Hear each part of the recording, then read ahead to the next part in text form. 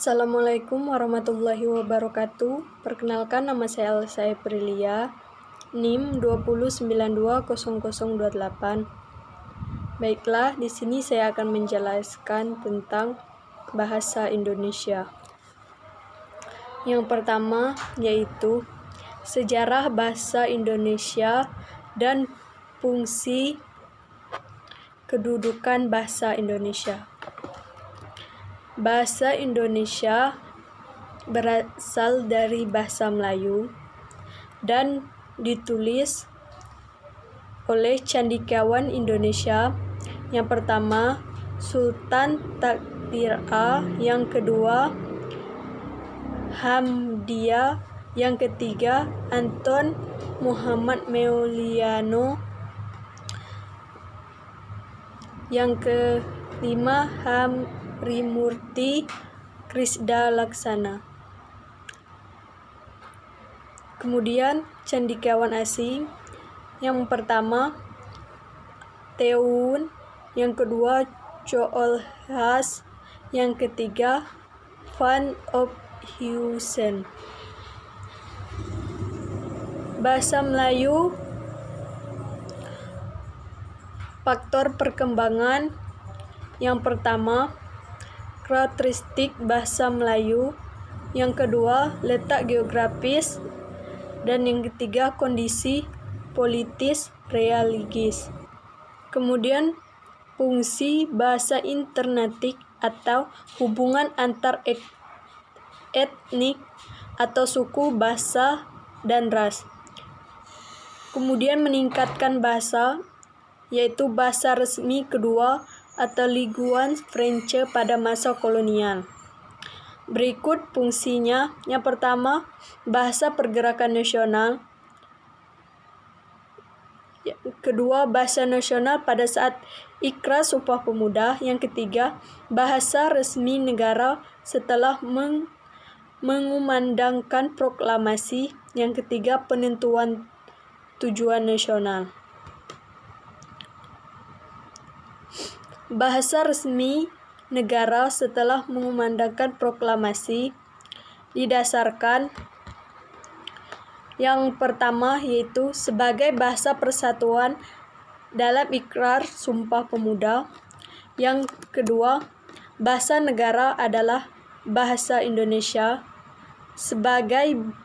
Yang ketiga, sebagai bahasa pertama para penutur dwi bahasa. Yang keempat, penyebaran terluas.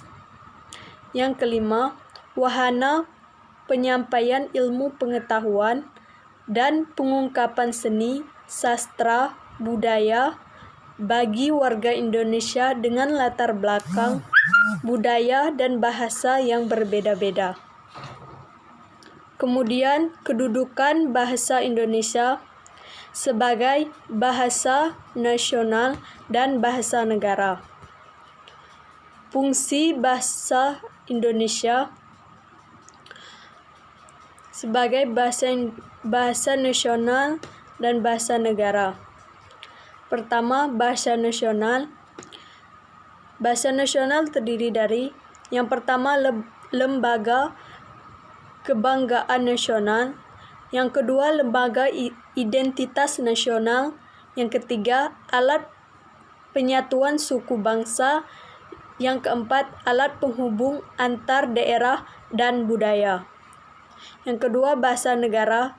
Bahasa negara terdiri dari pertama, bahasa resmi ketatanegaraan. Yang ketiga, bahasa pengantar dalam dunia pendidikan. Yang ketiga, alat penghubung di tingkat nasional dan pemerintahan. Yang keempat, alat pengembang iptek dan budaya. Kemudian, ragam bahasa. Ragam bahasa terdiri dari tema, media, dan hubungan antar pembicaraan. Tema terdiri dari undangan, jurnalistik, ilmiah, sastra.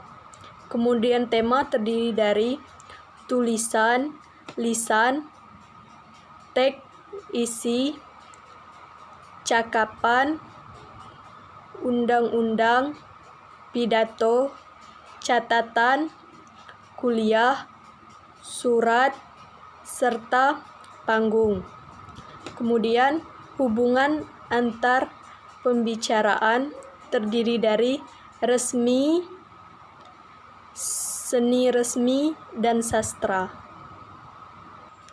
Kemudian ejaan bahasa. Ejaan bahasa terdiri dari pemakaian huruf, penulisan kata, dan tanda baca. Penulisan kata. Penulisan kata terdiri dari dua, yaitu kata dasar dan kata umum.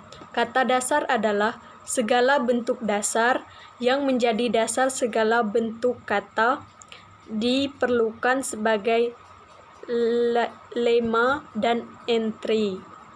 Contohnya, buku ini sangat menarik. Kemudian kata turunan. Kata turunan terdiri dari awalan, sisipan, dan akhiran. Kemudian tanda baca. Tanda baca terdiri dari penutup, penjelas, penyikat, pembatas, penjeda. Yang pertama, penutup. Penutup terdiri dari titik, seru, tanya. Kemudian penjeda. Penjeda terdiri dari koma, titik dua. Pembatas. Pembatas terdiri dari hubungan, pisah, garis miring. Pengempit terdiri dari petik, petik tunggal, kurang suku. Kemudian penyingkat. Penyingkat terdiri dari elipsis atau apostrof. Kemudian pemakaian huruf atau kata. Pemakaian huruf atau kata terdiri dari dua, yaitu pemakaian kata yang tepat dan pemakaian kata yang cermat. Pertama, pemakaian kata yang tepat. Pemakaian kata yang tepat terdiri dari dua, yaitu pertama, denotasi, dan yang kedua, konotasi.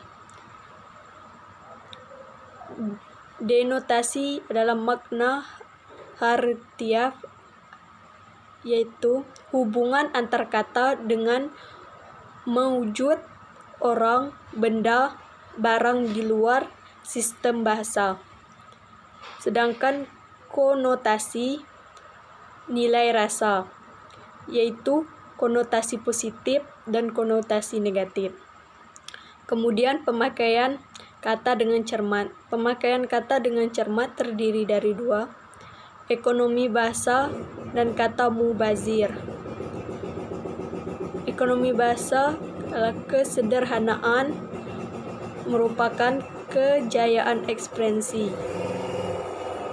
Yang kedua itu kata mubazir atau kata tanpa muatan. Kemudian kalimat efektif.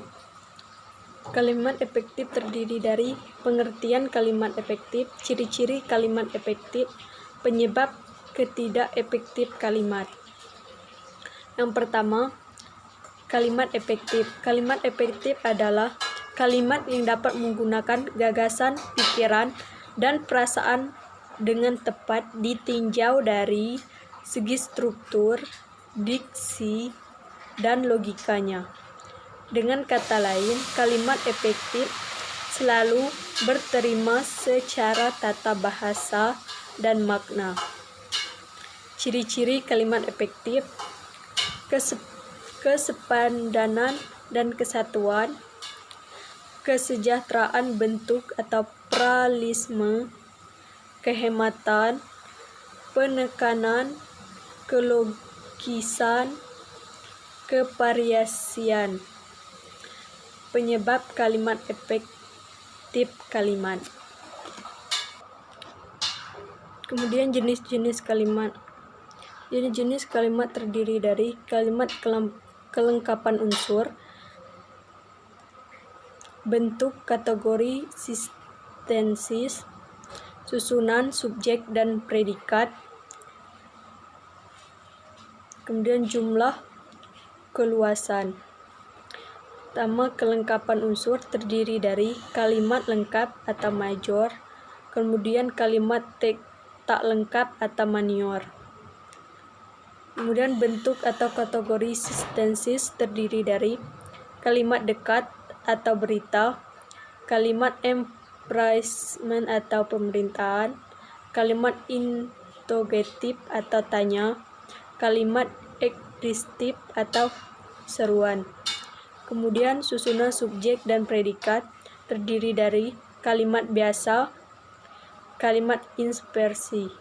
Kemudian jumlah keluasan terdiri dari dua. Yang pertama kalimat tunggal, yang ketiga kalimat majmuk.